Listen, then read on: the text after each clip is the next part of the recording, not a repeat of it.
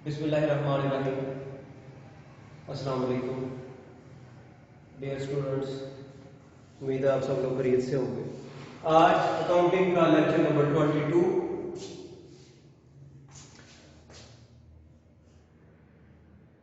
पिछले लेक्चर में गलती से मैंने वो 22 लिख दिया था, वो 21 था, तो ये लेक्चर नंबर 22 है। इसमें हम डबल कॉलम कैश बुक और प्रॉब्लम नंबर 4 पेज नंबर 258। आज हम प्रॉब्लम नंबर 4 करेंगे, double column cash book.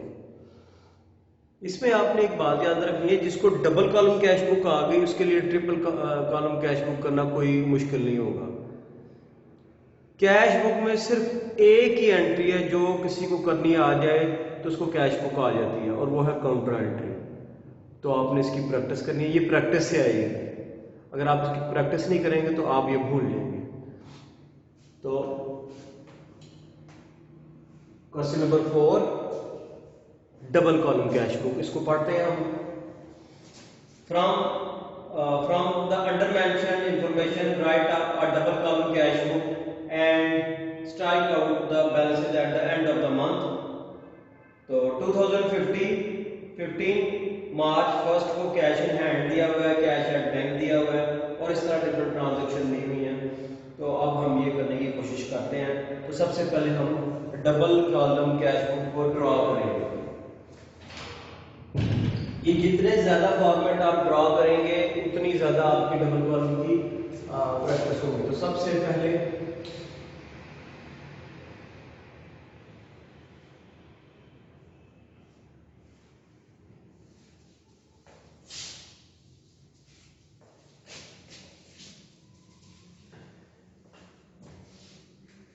Date,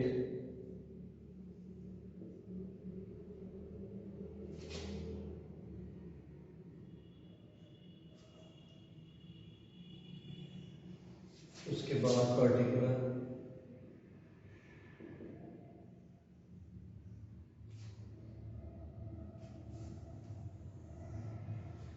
उसके बाद वोचर नंबर,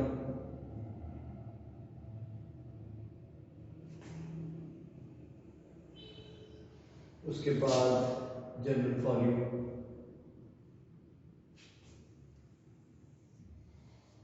और उसके बाद कैश,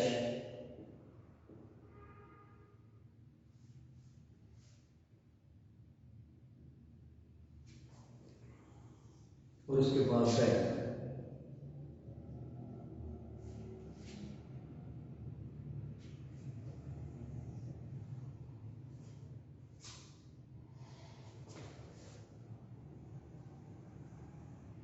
उसके बाद फिर डेट,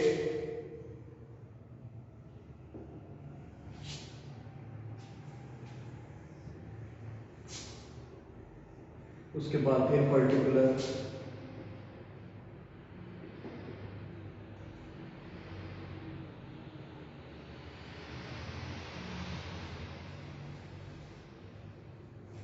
उसके बाद वोचर नंबर,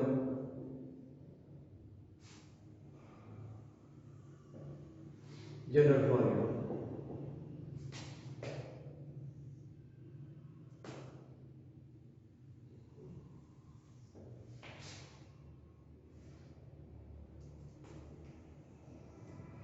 कैश और बैंक, ये पेमेंट साइड और ये receipt side, double column cash book.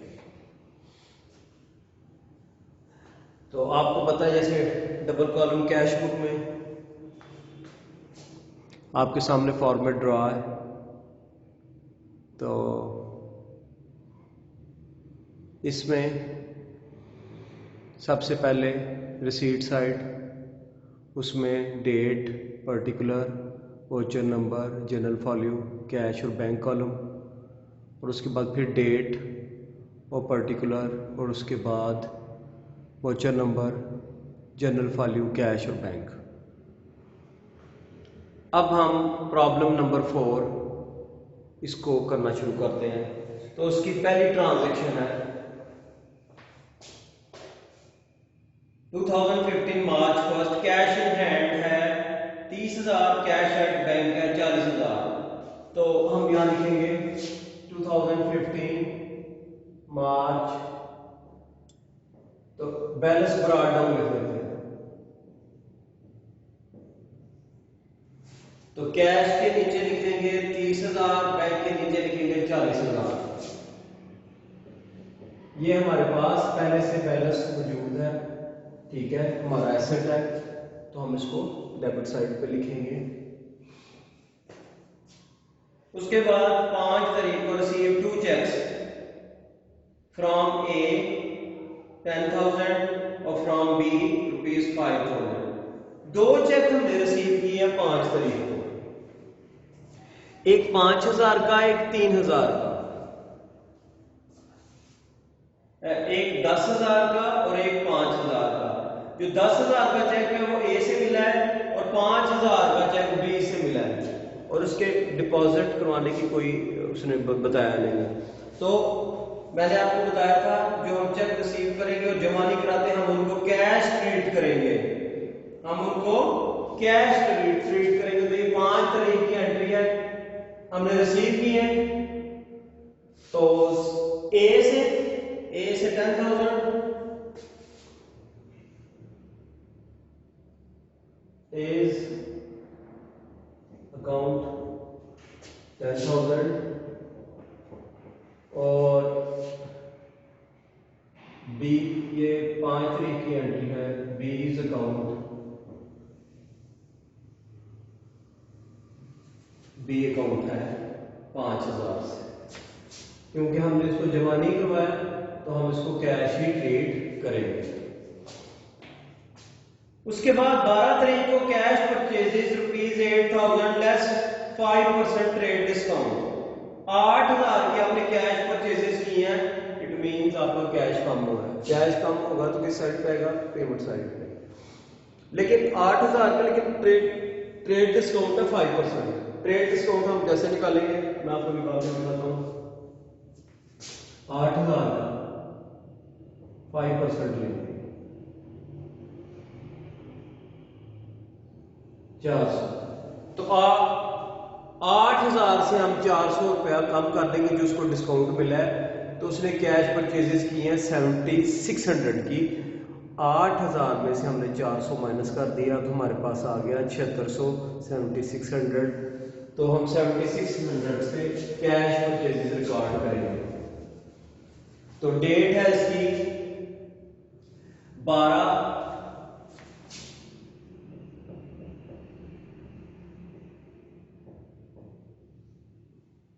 तो परचेजेस हैं,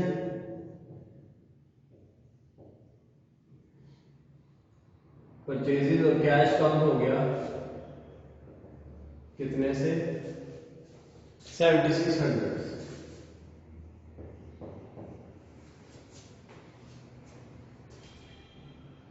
उसके बाद 20 तारीख को cash sales ₹2,000 and bank the same day. 20 तारीख को 2,000 की कैश सेल की है एंड बैंक सेम डे। तो हम इसको कैश में नहीं लिखेंगे, हम इसको बैंक में, क्योंकि हमने बैंक में जमा करा दी है। कौन सी सेल्स है? 20 तारीख की एंट्री है, तो हमने कैश सेल्स है, तो बैंक हमारा बढ़ जाएगा 2,000 से। किस साइड पे लिखेंगे? ये रिसीट साइड पे। तो ये एंट्री है हमारी 20 तारीख, सेल्स अकाउंट, और ये है हमारा 2,000 से 2,000।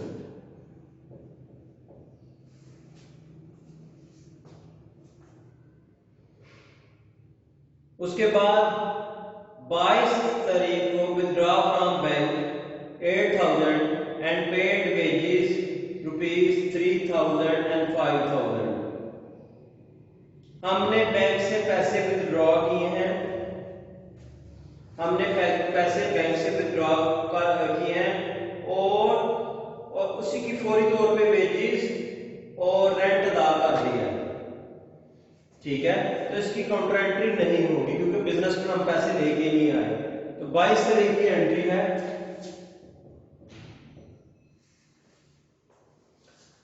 हमने क्या अदा किया है? वेजेस और रेंट।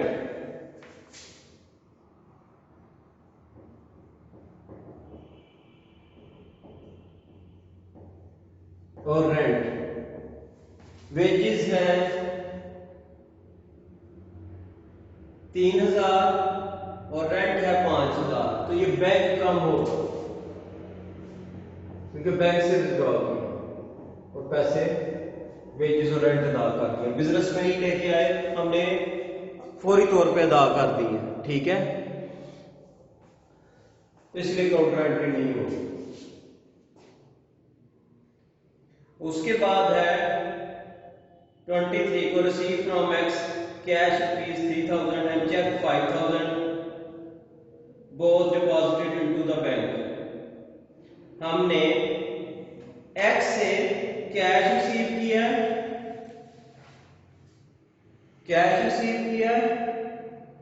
और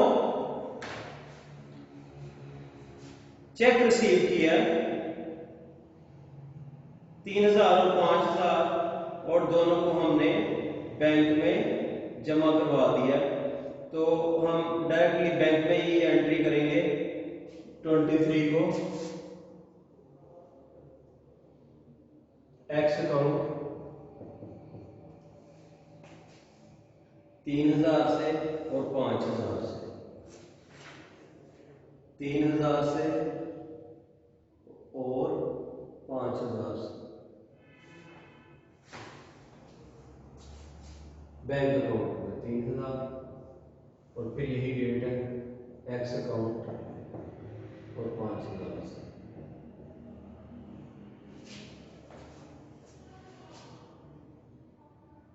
दोबारा रिपीट कर देता हूं। हमने एक्स से कैश रिसीव किया 3000 और चेक रिसीव किया 5000 का, और फौरी तौर पर बैंक में जमा भी करवा दिया। तो काउंटर एंट्री नहीं होगी। हमने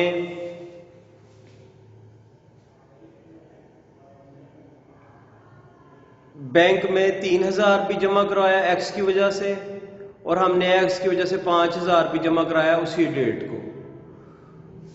तो ये हमने 23 तारीख की ट्रांजैक्शन रिकॉर्ड कर लिया है। थोड़ा सा रिपीट कर लेते हैं। देखिए 1 मार्च को कैश का 30,000 इन हैंड बैलेंस है और बैंक का 40,000 इन हैंड बैलेंस है। तो हमने बैलेंस ब्रॉट डाउन में लिखा, कैश कॉलम में 30,000 और बैंक कॉलम में 40,000। उसके बाद 5 तारीख को हमने रिसीव किया है ए से 10,000 और बी से 5,000। ए से 10,000 और बी से 5,000। तो हमने इन दोनों को अलग-अलग लिखा है क्योंकि हमने चेक रिसीव किए लेकिन जमा नहीं करवाए, तो हम इसको कैश कॉलम में लिखा। उसके बाद 5 तारीख के बाद 12 तारीख को हमने कैश परचेजेस किए और ट्रेड डिस्काउंट मिला हमें 5%, तो 7600 आ गया। 8000 में से 400 लेस किया तो 7600 आ गया, तो कैश में से कम हो गई। उसके बाद 20 तारीख को हमने कैश सेल्स किए और बैंक का मतलब है बैंक में जमा करवा दिए। बैंक में जमा करवाने का क्या मतलब है कि हमने उसे बैंक में जमा करा दिया, रिसीव किए और साथ ही बैंक में, तो हमारा बैंक बैलेंस बढ़ जाएगा। उसके बाद 20 तारीख के बाद 22 तारीख की एंट्री हमने बैंक से पैसे निकलवाए और साथ ही रेंट और वेजेस अदा कर दिए, तो काउंटर एंट्री नहीं होगी। बैंक 3000 से और 5000 से कम हो जाएगा। और आखिर में 23 तारीख को हमने एक्स से कैश रिसीव किया और चेक रिसीव किया एक्स से और उनको बैंक में जमा भी करवा दिया, तो हम इनको डायरेक्टली बैंक में इंक्रीज कर देंगे, ठीक है, और काउंटर एंट्री नहीं होगी। तो आज के लेक्चर को यहीं पे ख़त्म करते हैं। नेक्स्ट लेक्चर में इसी प्रॉब्लम को आगे कंटिन्यू करेंगे।